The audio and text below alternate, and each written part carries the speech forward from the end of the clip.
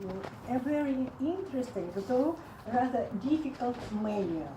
Today, I'll present you my very last project from this manual. I pay attention to this manual, it's really interesting. Mr. President, dear fellow Toastmasters and guests. Project number 5. What does it mean, being assertive? Nick, do you know it? No.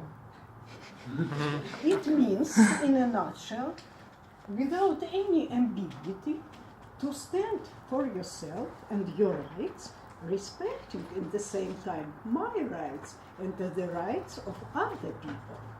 Max, if you are assertive, you are direct and honest with people, you don't beat around the bush expecting us to guess what you want or need. No.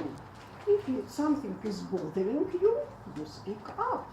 If you really need something, you clearly express yourself. Nick, is it clear a bit now? Yes, he said uncertainly. By the way, there are 2 other main categories of people: passive and aggressive.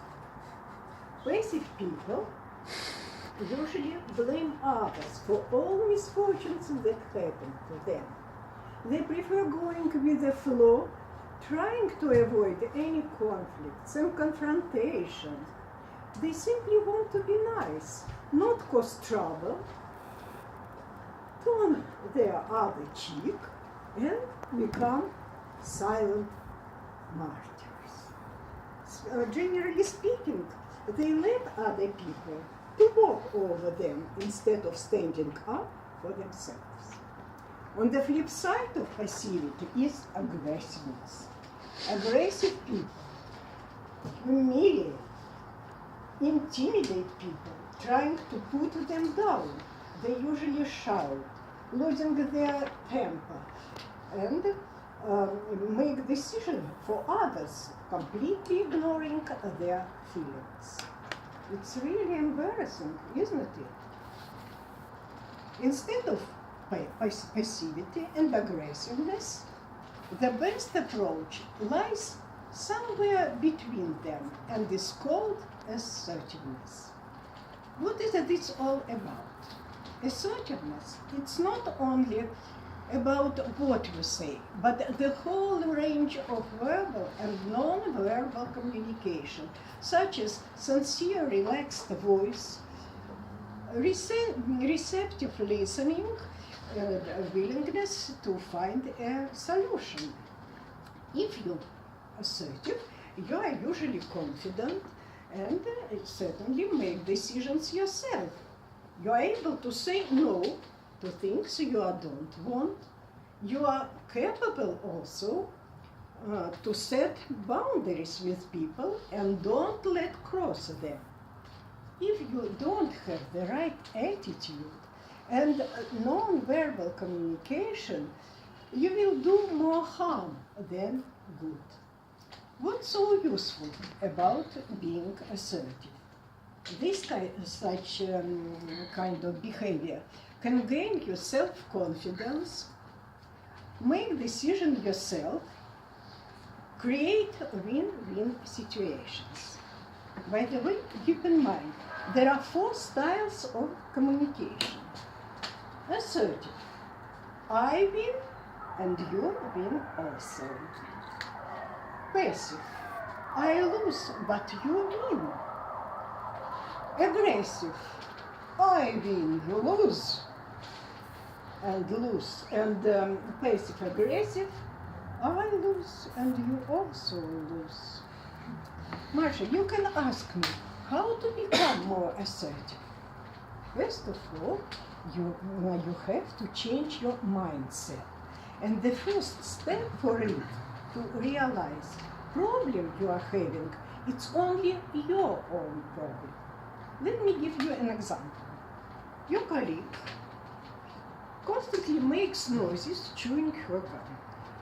Or some untidy people often leave dirty traces in the home. All this is quite bothering you. The question is how to settle these situations. To ignore the problem, or gritting your teeth, fix it yourself, or just loudly scream, "Kate, you sound like a cow, can't you be more quiet?" Ignoring the problems, fixing them yourself, losing your temper are typical responses to the stressful situations. Unfortunately, all this can lead to your physical and emotional problems, headache, depression, and what's more, puts the bothering person on the defensive behavior. Jump to the conclusion. What should we do in this case? The answer is quite simple. You certainly need to learn how to become more assertive. Easier said than done, isn't it? Indeed, it's one of the most challenging communication skills. The best and most effective way to find a solution is to firstly expressing your concerns and feelings, and then ask for the other person's help and understanding. Today, with my partner, we'll try to use the following 4-step approach. Step number 1, state the problem. Describe the problem and immediately react to it. Step number 2, tell your feelings. Explain to the other person how the problem affects you. No need of long explanation and dramatical gestures. No, just be direct and pleasant. Step number 3, specify a solution. Explain to the other person what you would like to be done. Remember, don't get heated, just be calm and cool. And finally, describe the consequences, positive consequences, if the other person fulfills your request. Today, with my partner Ksenia, we show you an example of such interaction.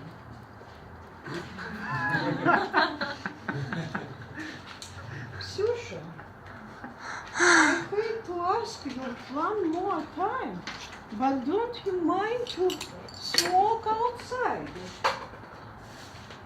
Oh, for God's sake, how are we back to that again? Leave me alone for a second. There no need to be rude. Rude? Haven't even started. Ksenia, no offense. I don't want you to think me that I am pushy and treat you like a child. No, I just worry about your health and mine as well. It's my way to relax. If you want, I'm addicted. And, by the way, it's only my own affair. Hold on a minute. That's not your personal matter. This is a workplace. I can't stop my job so often. Listen, Ksusha, I am a bit allergic to smoke. The tobacco smell makes me anxious and pretty uncomfortable. You know, sometimes I could hardly breathe. Why didn't you tell me about that before? You know, sometimes I take cigarettes just because of mental stress. Is there something I can do for you? Maybe we can go out together, or I can give you a bonbon every time you want to smoke. Just listen to me. Actually, I tried to quit smoking for several times, but alas. Susha, I do understand how you wish to get rid of it. I don't frighten you about cancer lung or osteoporosis or stroke. No. But if you value your beauty, just think about your future wrinkles and teeth and yellow teeth. And remember, men don't like smoking. I don't care about me. Susha, I don't believe it. You do it as a personal favor? Actually, it becomes my second nature, my daily routine. Susha, what shall we do? Just imagine how much money you can save if you stop. And don't forget about your future children. Okay, I shall give it another try. Susha, I love you. I'll be keeping an eye on you, and I'm sure I'll be proud of you. Thank you, Margarita. Brief discussion. According to the manual, my first question to my partner, Ksenia, your opinion, very briefly. You practically... No, stand up, please. Oh. Practically, I guess I shall give up smoking after that. Actually, I do smoke. So your arguments were pretty clear, and you, I think, persuaded me. Yeah, I believe you. I love You look very assertive. Thank you. Thank you very much. Who else would not like to express your desire, your opinion? Okay. Oh, Valeri. Larry, of course. I like it, and it was really good reasons not to do this. It was clear, logical. I enjoyed it. Thank you, Valeri. Who else? Okay. You were very, very polite and intelligent, and I think you did your best to say her not to smoke, and really reasons were very, very clear and nice. Thank you. The Ksenia number 2, Max.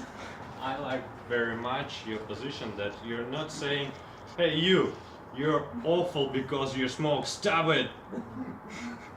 Something. For shame. Yes, but you started, okay, that's you. I'm not going to change you, but please respect me, and that really helps to make contact. That's great. Thank you, Max. Who else?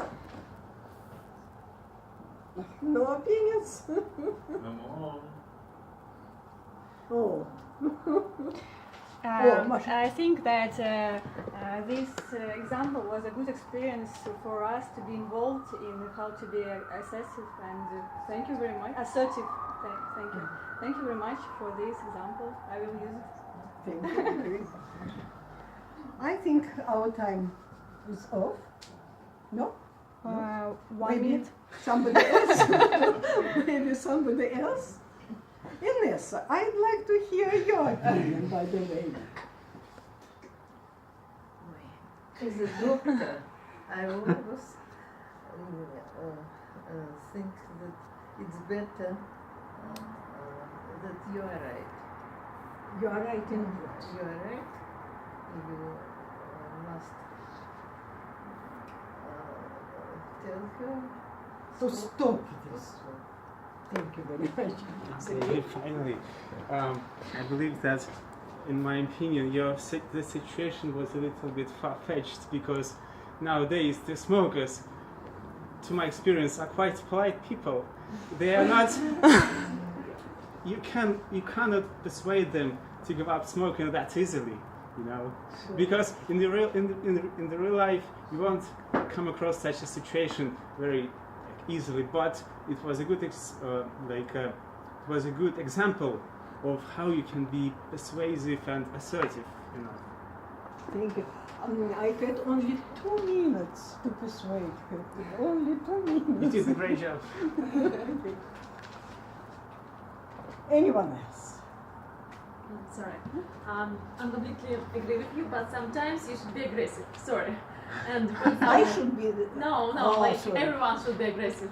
Because, for example, my best friend, she is smoked, and she smoked, and I pushed her every time, and I wasn't polite. I didn't telling her like, oh please come on, it's Smelat, and you will have rings or whatever. I just